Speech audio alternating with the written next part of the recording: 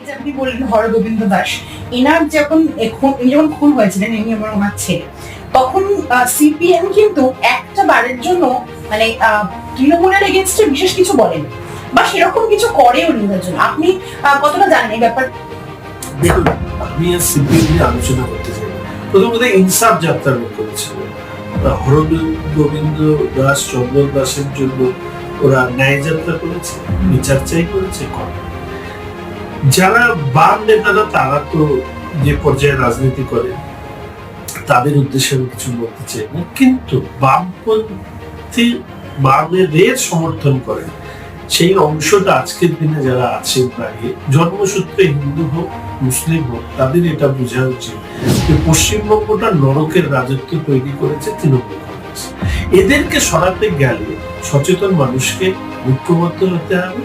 এবং বামেরা দুর্ভাগ্যবশত বাম নেতারা তৃণমূল কংগ্রেসকে সমর্থন করতে গিয়ে জিহাদিদেরকে সমর্থক হয়ে দাঁড়াবে, এটা বাস্তব। সেই বাস্তবতাকে স্বীকার করি আমার মনে হয় রাজ্যকে বাঁচাতে বাম নেতা কর্মী সমর্থক তাদের উচিত ভারতীয় জনতা পার্টির পাশে, অন্তত ভোটের ক্ষেত্রে এসে পাশে দাঁড়ানো।